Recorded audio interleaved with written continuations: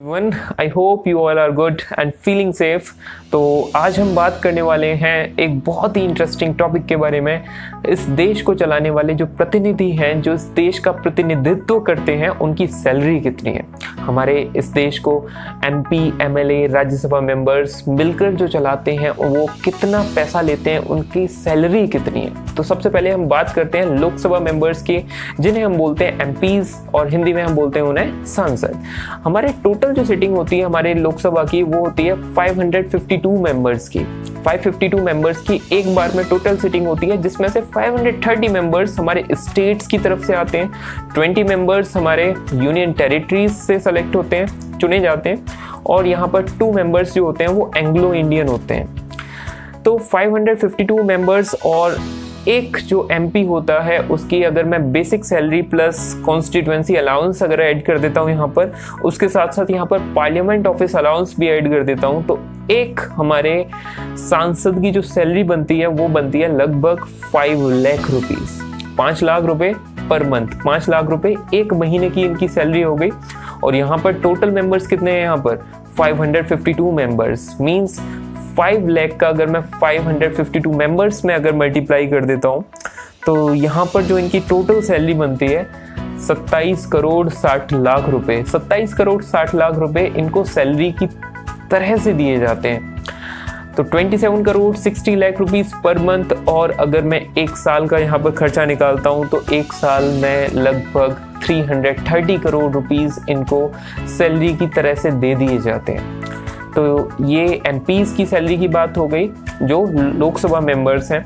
अच्छा, हमारे जो सांसद होते हैं जिन्हें हम एमपीज बोलते हैं वो लोकसभा के साथ साथ वो राज्यसभा में भी होते हैं। तो राज्यसभा का जो एक मेंबर है उसकी सैलरी होती है लगभग 4 लाख रुपीस। अच्छा, ये इनकी बेसिक सैलरी की बात हो रही है, इसके साथ साथ इनके बहुत सारे अलाउंस मिलते हैं, बहुत सारे और भी कई सारी सुविधाएं मिलती हैं जिनके बारे में हम लास्ट में डिस्कस करेंगे।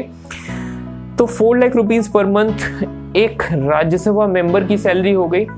और यहाँ पर जो टोटल सीटिंग होती है राज्यसभा मेंबर्स की वो होती है 245 members, means 245 multiply by 4 lakh, that means 9 crore 80 lakh, 9 crore 80 lakh rupees per month खर्चा आता है किसी भी एक पूरे राज्यसभा मेंबर की, राज्यसभा का जितने भी मेंबर्स होते हैं उनकी सैलरी का खर्चा कितना आता है 9 करोड़ 80 लाख रुपीस, जो कि अगर मैं पूरी एक साल की अगर मैं बात करता हूं तो एक साल में एक खर्चा हो जाता है लगभग 117 करोड़ रुपीस।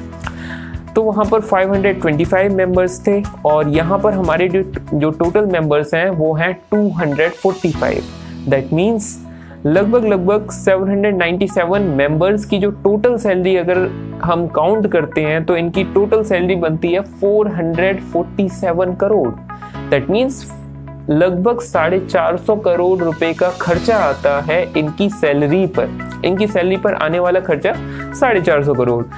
बट हमारे देश में अलग अलग राज्य में भी चुनाव होते हैं। ये हमारे जो एमपीज होते हैं वो सेंट्रल के होते हैं, और जो राज्य में जो अलग अलग चुनाव होते हैं वो हमारे क्या चुने जाते हैं, एमएलए चुने जाते हैं। और इस देश में जो एमएलए का जो एक संख्या है वो है हमारे 4200 से भी ऊपर है, 4200 से भी ऊपर है जो हमारे यहाँ जो एमएलए चुने जाते हैं। और एक एमएलए की जो सैलरी बनती है वो है 1,68,000 ऑन एन एवरेज। इस ऑन एन एवरेज को अंडरलाइन कर देना क्योंकि मैं इसे आगे जाके क्लैरिफाई करूंगा बहुत बेहतर ढंग से। तो 1,68,000 एक हमारी एमएलए की सैलरी, जिसको अगर मैं देखूं तो एक महीने का जो खर्च है वो है 70 करोड़ रुपीस। 70 करोड़ रुपीस एक महीने का खर्च हो गया, और एक साल का जो खर्च हो गया वो 840 करोड़ रुपीस का आ गया। मीन्स हम अगर अपने देश में टोटल सांसद हमारे कितने थे यहाँ पर 447 टोटल सांसद थे हमारे यहाँ पर 797 टोटल सांसद जो राज्यसभा के थे, और यहाँ पर लोकसभा के थे वो लगभग 800 के आसपास थे। और इसी तरह से हमारे जो विधायक हैं जिन्हें हम एमएलए बोलते हैं वो हैं 4200, मीन्स अगर हम इनका सम करते हैं तो लगभग 5000 लोग मिलकर इस देश को चलाते हैं। इतना हो जाता है, 5000 मेंबर्स मिलकर इस देश की कानूनी प्रक्रिया एक लोकतांत्रिक ढंग से इस देश को आगे लेकर जाते हैं। तो इनकी जो सैलरी का एक साल का जो खर्चा आता है वो है 1287 करोड़ रुपीस। 1287 करोड़ रुपीस तो ये इनकी सैलरी हो गई। बट इसके साथ साथ इन्हें बहुत सारे अलाउंस भी मिलते हैं। बहुत सारे अलाउंस, क्या क्या अलाउंस हो सकते हैं उनके बारे में हम आगे डिस्कस करेंगे। बट अगर उन सारे अलाउंस को अगर जोड़ दिया जाए इनकी बेसिक सैलरी के साथ साथ, तो ये जो खर्चा आता है वो हो जाता है लगभग 2,500 करोड़ रुपए। मीन्स 2,500 करोड़ रुपीस का जो खर्चा हो गया वो हम अपने देश के लोकतांत्रिक तरीके से चुने गए प्रतिनिधियों पर खर्च करते हैं। हम अपने नेता लोगों पर खर्च करते हैं जो इस देश को करंट सिनेरियो में चला रहे हैं। करंट सिनेरियो, इस चीज को भी अंडरलाइन कर लीजिएगा क्योंकि आगे जाके मैं इसको भी बहुत अच्छे ढंग से क्लैरिफाई करूंगा। अच्छा, आप कहेंगे ये 2,500 करोड़ रुपए कितना होता है? मैं कहूँगा बहुत बड़ा अमाउंट होता है ये। क्यों, किस तरह से? चलिए आपको एक एग्जाम्पल की तरह से समझाता हूँ मैं। 2,500 करोड़ रुपए अगर हम किसी एक सैलरीड पर्सन को देते हैं और उसकी सैलरी है 40,000 पर मंथ, तो ये 2,500 करोड़ रुपया 40,000 के हिसाब से 6,25,000 बार लोगों को दिया जा सकता है। 6,25,000 टाइम्स इन लोगों, मतलब लोगों तक पहुंचाया जा सकता है 40,000 पर मंथ की सैलरी के फॉर्म में। और यहाँ पर ये पूरा जो टोटल खर्चा आ रहा है वो कितने लोगों का आ रहा है? 5,000 मेंबर्स का आ रहा है, जो हमारे सांसद हैं, जो हमारे टोटल विधायक हैं उन पर। और हमारे पार्लियामेंट को चलाने का जो खर्चा आता है वो आता है हमारा 2.5 लाख रुपए पर मिनट। मीन्स 1 मिनट का जो खर्चा आता है ना वो आता है 2.5 लाख रुपए। और उस देश की जो पार्लियामेंट है उसमें ऐसी कैंटीन है कि अगर ऐसी कैंटीन अगर इस देश में हर जगह अगर चालू कर दे गवर्नमेंट, तो इस देश का कोई भी नागरिक भूखा न सोए। कैसे? तो आप ये लगा लीजिए हिसाब कि वहाँ पर जो एक टी मिलती है, एक जो चाय का जो कप मिलता है वो वहाँ 1 रुपए का है। वहाँ जो सूप मिलता है वो 5.5 रुपए का है। जो दाल मिलती है वो 1.5 रुपए की है। जो थाली एक मिलती है जिसमें सब्जी, दाल, 4 रोटी और यहाँ पर सलाद, चावल, ये सारी चीज़ें, वो 12.5 रुपए की है। नॉनवेज थाली वहाँ 22 रुपए की, चपाती 1 रुपए की आती है और राइस की एक प्लेट 2 रुपए की, डोसा 4 रुपए का और खीर 5.5 रुपए की। मीन्स आप समझ रहे हैं, वहाँ सैलरी है लाखों में और यहाँ वहाँ सैलरी लाखों में और खाने का खर्चा ना मात्र के बराबर, बिल्कुल ना के बराबर। तो ये सारी सैलरी की तरह से दी जाती है, लेकिन इसके साथ साथ बहुत सारे अलाउंस, बहुत सारी सुविधाएं दी जाती हैं। चलिए हम उनके बारे में भी बात कर लेते हैं। इन्हें एक तो बेसिक सैलरी मिलती है, कॉन्स्टिट्यूएंसी अलाउंस मिलते हैं, सेक्रेटरियल अलाउंस मिलता है। 5,000 रुपीज़ का सेक्रेटरी ये रख सकते हैं अपने साथ में, जिसको ये अपनी फैमिली का ही किसी ना किसी मेंबर को बना लेते हैं। कन्वीनियंस अलाउंस मिलता है जिसमें 200 लीटर पेट्रोल का इन्हें खर्चा मिलता है। अगर पेट्रोल की उस टाइम पर जितनी कीमत है उसका 200 लीटर से मल्टीप्लाई कर दिए उतना खर्चा मिलता है। टेलीफोन के चार्ज मिलते हैं 3,000 प्लस 2,500 के हिसाब से। सिटिंग अलाउंस मिलता है, जितनी बार भी मीटिंग होती है लोकसभा की और राज्यसभा की, जिसके अकॉर्डिंग उसके 2,000 पर मीटिंग के हिसाब से, एक मीटिंग का 2,000 रुपीज़ का खर्चा इन्हें मिलता है। मेडिकल फैसिलिटीज़ मिलती हैं, ट्रैवल फैसिलिटीज़ मिलती हैं। बाई रेल ये ए क्लास मीन्स एसी के फर्स्ट टायर में ये ट्रेवल कर सकते हैं। एयर की अगर मैं बात करता हूँ तो एक एमपी को 34 एयर फेयर फ्री मिलते हैं।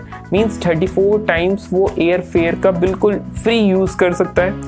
बाई रोड अगर ऑफिशियल ड्यूटी पर है, तो अगर वो अपने पर्सनल व्हीकल से अगर जा रहा है तो उसको 16 रुपीज़ पर किलोमीटर के हिसाब से भी चार्ज मिलता है। और फैमिली को इसके साथ साथ अगर बाई चांस इन सब के साथ साथ अगर वो एक्सपायर हो गया, कुछ भी हो गया, तो फैमिली को इसके साथ साथ पेंशन मिलती है। अब ये तो बात हो गई यहाँ पर उनके अलग अलग अलाउंस के बारे में। बट मैंने ये बताया था कि आप एक चीज़ को अंडरलाइन कर लीजिएगा कि हमारे जो एमएलए होती हैं उनकी सैलरी ऑन एन एवरेज 1,68,000 होती है। मीन्स इसका मतलब हर स्टेट में जो हमारे विधायक होते हैं उनकी सैलरी अलग अलग होती है। सैलरी ऊपर नीचे भी होती है। जैसे अगर मैं बात करता हूँ, सबसे ज़्यादा सैलरी है तेलंगाना में। तेलंगाना में हमारी जो टोटल सिटिंग है हमारे जो हाउस की वो है 119 मेंबर्स और एक मेंबर की जो सैलरी है वो है 2.5 लाख रुपए। एक मेंबर को 2.5 लाख रुपए दिए जाते हैं। ऑन एन एवरेज सैलरी है वहां पर 1,68,000 हमारे इस पूरे कंट्री में, लेकिन वहां पर 2,50,000। उसके बाद आता है दिल्ली का। दिल्ली में एक जो मेंबर है उसकी सैलरी है 2,10,000। MP मध्य प्रदेश, वहां पर भी उसके बराबर, दिल्ली के बराबर 2,10,000 सैलरी है। अरुणाचल प्रदेश, जहां सैलरी तेलंगाना और दिल्ली और MP में लाखों में है, 2.5 लाख है, वहां पर हमारे अरुणाचल प्रदेश में एक विधायक की सैलरी 25,000 रुपये पर मंथ है। मीन सैलरी में बहुत ज़्यादा डिफरेंस है। वहाँ की जो सरकारें हैं वो ये सारी चीज़ें डिसाइड करती हैं। असम में 60,000 रुपये पर मंथ। बिहार गरीब राज्यों में आता है, लेकिन गरीब वहाँ के विधायक बिल्कुल नहीं है, क्योंकि वहाँ एक विधायक की सैलरी है 1,65,000। आंध्र प्रदेश के एक विधायक की सैलरी 1,25,000। गोवा के एक विधायक की सैलरी 1 लाख। गुजरात के एक विधायक की सैलरी 1,27,000। हरियाणा की एक विधायक की सैलरी है 1,15,000, 1,15,000। जम्मू कश्मीर के एक विधायक की सैलरी 1,51,000। मेघालय के वहीं 1,51,000 यहाँ पर जम्मू कश्मीर के विधायक की सैलरी, और मेघालय के विधायक की सैलरी है यहाँ पर 27,750 रुपीज़। नागालैंड की विधायक की सैलरी है 35,000। ओडिशा के विधायक की सैलरी 35,000। त्रिपुरा के 25,890। उत्तराखंड के 35,000। अब आप कहेंगे यूपी के विधायक की सैलरी कितनी होगी? सोचिए, एक विधायक की सैलरी है यहाँ पर 1,87,000, और सबसे ज़्यादा विधायक हमारे इस यूपी में ही है। मींस 403 विधायक है हमारे टोटल, और एक विधायक की सैलरी 1,87,000। रईसी का अपना अलग ही अंदाज, अपनी अलग ही बात है भाई। और ये तो बात हो गई इन विधायक की सैलरी के बाद। उनके जो नेता प्रतिनिधित्व है, मींस वहाँ के जो चीफ मिनिस्टर हैं, उनकी सैलरी की भी बात कर लेते हैं। तो सबसे ज़्यादा सैलरी है हमारे तेलंगाना के ही CM की, वो है 4,10,000, 4,10,000 रुपये एक महीने की सैलरी। दिल्ली के जो हमारे अरविंद केजरीवाल हैं यहाँ पर इस टाइम, उनकी सैलरी 4 लाख। यूपी के योगी जी, उनकी सैलरी 3,65,000। MP के CM की सैलरी है यहाँ पर 3,40,000। गुजरात के CM की सैलरी 3,21,000, और हरियाणा के CM की सैलरी 2,88,000, 2,88,000। असम के CM की सैलरी 1,25,000। मतलब असम के CM की सैलरी 1,25,000, मणिपुर की 1,20,000, पंडिचेरी के 1,20,000, और नागालैंड के CM की सैलरी 1,10,000। नागालैंड की CM की सैलरी 1,10,000। वहीं एक तेलंगाना के एक विधायक की सैलरी 2.5 लाख रुपए। तो सोचिए कितना बड़ा डिफरेंस है। एक देश, लेकिन यहाँ विधायकों की सैलरी अलग अलग है। हर एक राज्य का अपना अलग हिसाब है।